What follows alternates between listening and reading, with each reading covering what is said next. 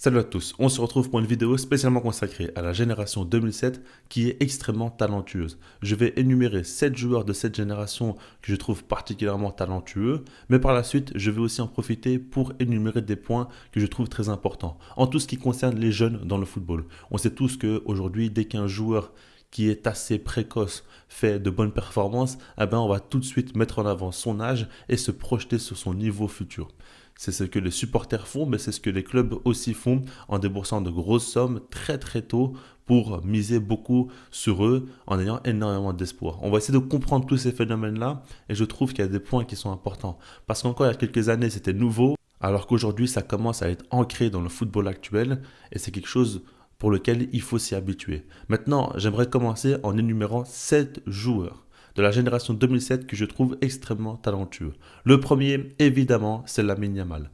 Je n'ai pas besoin de vous le présenter, vous savez tous que c'est un joueur qui a déjà réalisé de grandes performances, que ce soit avec le FC Barcelone ou avec l'Espagne, que ce soit en Liga, en Copa, en Supercopa, en Ligue des Champions, ou même lors d'Euro, de Ligue des Nations ou de matchs de qualification pour la Coupe du Monde. Vous le connaissez très bien. Il a des buts mémorables, il a des passes décisives mémorables, des dribbles mémorables, des matchs références dans toutes les plus grandes compétitions auxquelles il a joué. C'est incroyable. On sait tous que c'est un phénomène, donc je ne vais pas non plus m'attarder sur lui. On va parler maintenant de Pau Cubarsí. Et ce qui est intéressant, c'est que c'est un joueur, lui, qui est aussi très très talentueux, qui a aussi prouvé beaucoup de grandes choses dans le football au plus haut niveau, mais pourtant il n'est pas encore assez crédité selon moi. Je pense qu'on en parle moins parce que c'est un défenseur, mais justement, dans les 7 joueurs que j'ai choisis, c'est le seul joueur qui évolue au poste de défenseur. Et ça prouve bien que généralement c'est un poste qui requiert beaucoup plus d'expérience, mais lui n'en a pas besoin parce qu'il a une intelligence de jeu incroyable, une vision de jeu aussi très impressionnante, une qualité à la relance assez dingue, et tout ça, ça fait de lui un joueur extrêmement précoce, mais déjà l'un des meilleurs défenseurs au monde à seulement 18 ans. C'est assez dingue. Et puis, si on continue, il y a aussi Ethan Nwaneri qui joue dans un top club qui est Arsenal et lui commence véritablement à monter en puissance. On sait qu'il a battu des records de précocité comme étant l'un des joueurs les plus jeunes à démarrer en première ligue ou l'un des joueurs les plus jeunes à marquer 5 buts en première ligue avant ses 18 ans. Il est tout proche des joueurs comme Wayne Rooney par exemple, ce qui n'est pas rien du tout évidemment. Il a déjà marqué à 17 ans 2 buts en Ligue des Champions. Aussi, ça montre bien sa précocité. Et puis, quand on regarde le contexte, Bukayo Saka a subi une blessure. Il a dû le remplacer à seulement 17 ans et il l'a fait. Alors évidemment, le rendement n'est pas le même, mais c'est normal. Bukayo Saka est l'un des meilleurs ailiers au monde. Donc, c'est pas facile de remplacer pour qui que ce soit et encore moins pour un si jeune joueur. Mais en tout cas, c'est un joueur dont on entend parler énormément du côté de l'Arsenal depuis de longues années en disant que c'est un fort potentiel qui sort de l'académie des Gunners et aujourd'hui, on le voit. Il a un superbe pied gauche. C'est un fin technicien et il a une bonne qualité de frappe. Il n'est pas encore assez décisif, mais ça va venir avec le temps, on n'en doute pas. En tout cas, c'est un gros prospect. Jusqu'à présent, je vous ai parlé uniquement des joueurs qui évoluent dans les top clubs, FC Barcelone ou Arsenal. Maintenant, on va descendre d'un cran, on va rester en Europe, mais sur des clubs beaucoup plus intermédiaires. On va aller du côté du Portugal, à Porto, avec Rodrigo Moura. Un joueur aussi qui fait beaucoup parler. Il est droitier, mais il a un excellent pied gauche aussi. Il joue au poste de numéro 10 et on voit que sa qualité technique, sa vista ressortent énormément. Et ça saute aux yeux. Porto est un excellent club pour former les jeunes joueurs et surtout les faire atteindre un très haut niveau pour qu'ils puissent rejoindre des top clubs européens. Ce n'est pas non plus du même niveau que Benfica, mais en tout cas, c'est pas loin. La formation au Portugal est très développée et un joueur comme ça avec autant de potentiel, en tout cas, on peut imaginer qu'il va continuer à progresser et rapidement rejoindre un top club. En tout cas, il fait beaucoup parler de lui. Pour moi, c'est un joueur qui n'est pas encore tout de suite prêt. Il a besoin encore de quelques saisons du côté de Porto, mais son talent est indéniable et son potentiel aussi l'est évidemment. On va continuer au Portugal avec Giovanni Quendas, l'ailier de Sporting. Et lui, contrairement à Rodrigo Moura, il ne joue pas en Europa League, mais il joue déjà en Ligue des Champions. Et on a vu de belles actions de sa part. C'est clairement le type d'ailier déstabilisateur. Il joue sur l'aile droite, il est gaucher. En un contre un, il est très fort, il court extrêmement vite et apporte beaucoup de déséquilibre. Maintenant, je vais être clair, selon moi, c'est indéniable encore une fois que c'est un joueur très talentueux, qu'il élimine très facilement en un contre un, mais je ne vois pas non plus encore en lui un très fort potentiel comme les autres joueurs que j'ai sélectionnés. Lui, je pense surtout que c'est le type d'ailier qui va plaire au top club et qui va vite les rejoindre parce qu'il est très jeune, parce qu'il a encore un fort potentiel et parce que tous les top clubs ont besoin de ce type de profil-là, aussi déstabilisateur en attaque. Donc il fera du bien, notamment en Angleterre, je pense qu'il pourrait trouver vite un club. Mais attention, je ne sais pas non plus s'il pourra aller très très haut. Généralement, ce type de profil-là ont un plafond de verre qui n'est pas très haut et par rapport à ça, on verra ce qui va se passer. En tout cas, ce qui est sûr, c'est que ses débuts du côté du Sporting sont très impressionnants et physiquement déjà, il est prêt et puis on voit sur le terrain qu'il peut éliminer peu importe l'adversité. On va continuer maintenant et on va passer à un autre cap. On a parlé des joueurs évoluant dans les top clubs, on a parlé des joueurs évoluant dans des clubs un peu plus intermédiaires et maintenant je parlais des joueurs évoluant dans des clubs en Sud-Amérique. On va commencer avec le Brésil et avec Estevão Willian, le joueur qui a fait le plus parler de lui ces dernières années du côté du Brésil. Après, il y a aussi eu Hendrick, Vitor Roque aussi, mais dans l'idée, Estevão Willian est présenté comme le joueur le plus talentueux que le Brésil a connu depuis Neymar. On en a entendu énormément parler et ce qu'il faut savoir, c'est qu'il a déjà signé à Chelsea pour 60 millions d'euros bonus compris. Ce n'est pas rien, évidemment, tous les top clubs européens étaient sur lui. Il va rejoindre les Blues à l'âge de 18 ans et on sait pertinemment que c'est un joueur qui n'est pas comme les autres. On le voit tout de suite. Et j'en parle déjà depuis un petit temps. J'avais déjà fait une vidéo sur cette chaîne il y a plus d'un an.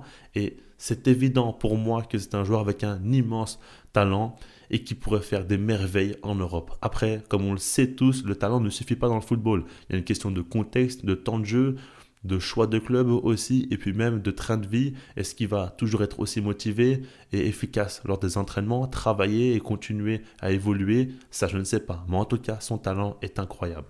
Pour terminer avec les joueurs de ma sélection, on va aller en Argentine avec un joueur dont j'ai beaucoup de difficultés à prononcer le nom, c'est Mastan Tuono. Si je ne me trompe pas, c'est comme ça qu'on le prononce. En tout cas, ce joueur-là argentin fait beaucoup parler de lui aussi sur les réseaux.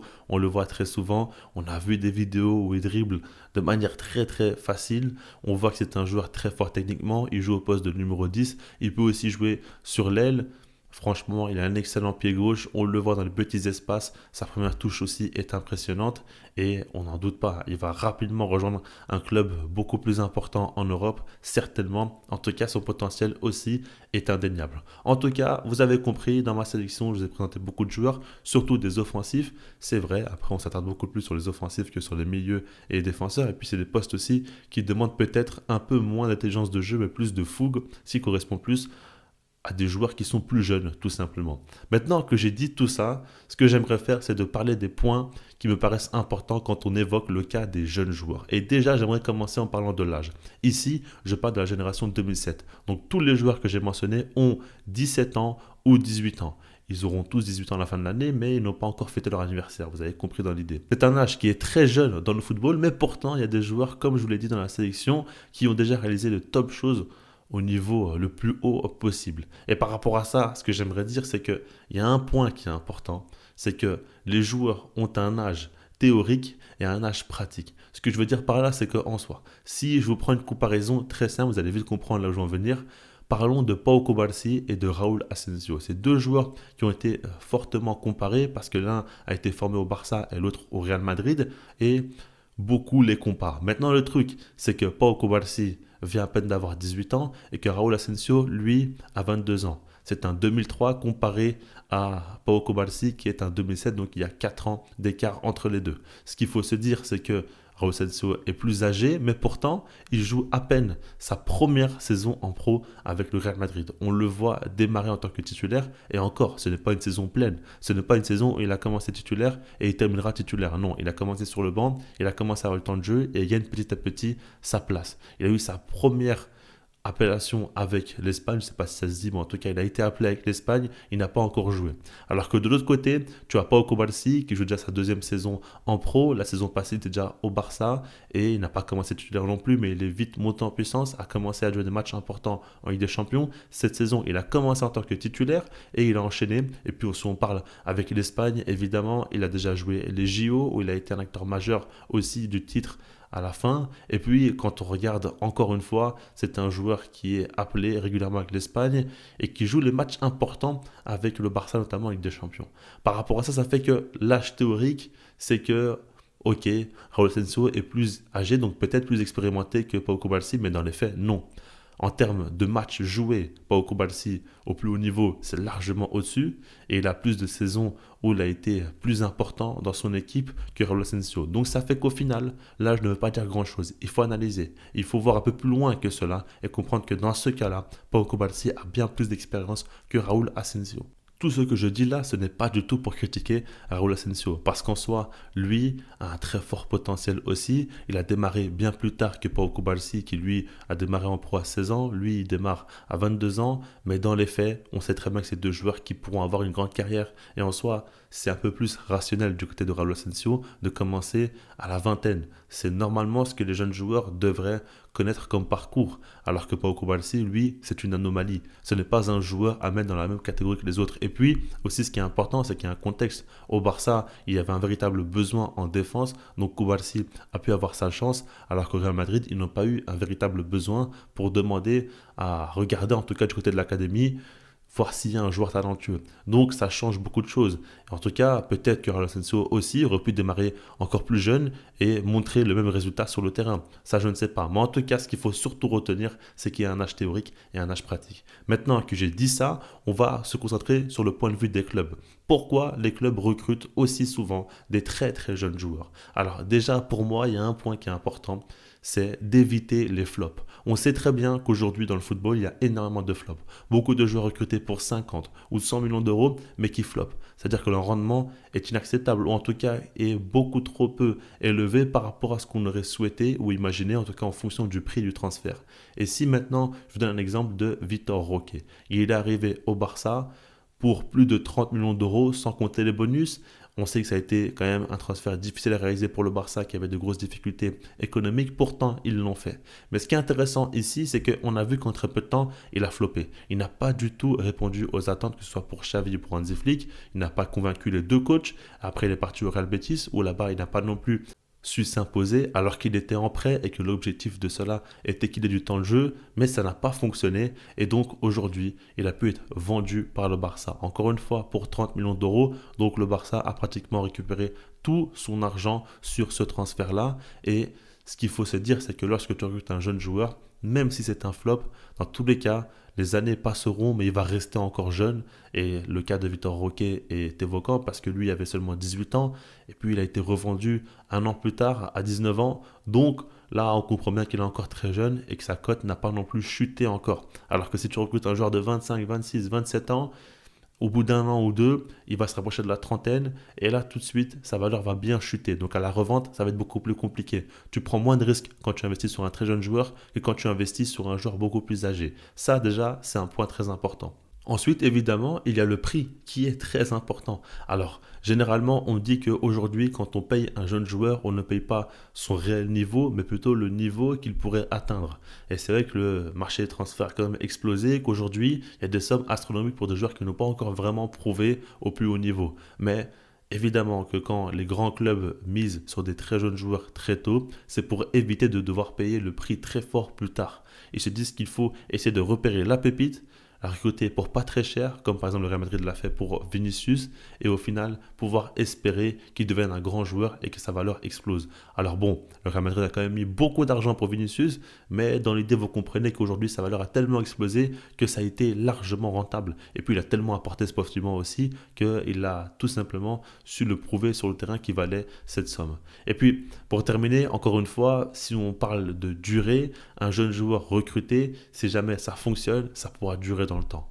Et on voit encore une fois avec Vinicius, mais même Rodrigo aussi, qui ont été recrutés très jeunes au Real Madrid. Ça a bien fonctionné et ça fait déjà des années et des années qu'ils sont au sein du club et qu'ils sont devenus des cadres aujourd'hui. Des joueurs expérimentés grâce au fait qu'ils ont été recrutés très tôt. Alors qu'un joueur comme Joselu, par exemple, si on reste du côté du Real Madrid, a été recruté à un âge avancé, à la trentaine, et lui, il a été très bon, il a rempli sa part du contrat, mais vu son âge, il a dû rapidement quitter le club. Et ça, c'est un peu problématique parce qu'il faut à chaque fois retravailler au mercato pour s'ajuster constamment. Maintenant que j'ai dit tout ça, j'aimerais terminer avec un point qui me paraît très important. Je l'avais déjà évoqué, mais je vais continuer à le faire. Pour moi, c'est vraiment important que ça rentre dans la tête de la plupart des gens parce que je trouve qu'on le sous-estime trop, mais attention, la précocité ne vaut pas le potentiel dans le football. Ce que je veux dire par là, c'est qu'en soi, par exemple dans la liste des joueurs, j'ai parlé des joueurs qui sont très précoces.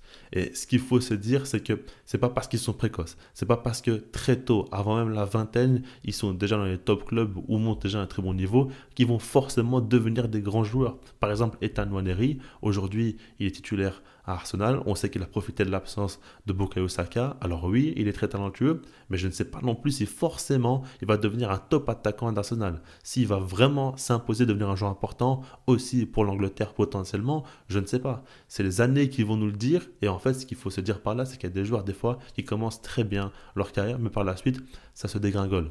Et par exemple, si je prends un exemple récent, il y a aussi celui de Warren Zaïre-Emery. Il a commencé au PSG à l'âge de 16 ans et très vite on l'a comparé au meilleur milieu de terrain au monde. On l'a vu aussi avec l'équipe de France gagner une place, tout de suite avoir le temps de jeu et être très bon. Aujourd'hui, je ne dis pas que c'est un flop et que c'est beaucoup moins bon que ce qu'on pensait, mais en tout cas, ce qui est sûr, c'est que son statut n'est plus le même. On le voit au PSG, il n'est plus le premier joueur titulaire au milieu de terrain, ou en tout cas, il n'a pas sa place forcément assurée dans les top matchs. On le voit, il y a d'autres joueurs qui sont passés devant lui, et en équipe de France aussi, il galère à avoir du temps de jeu.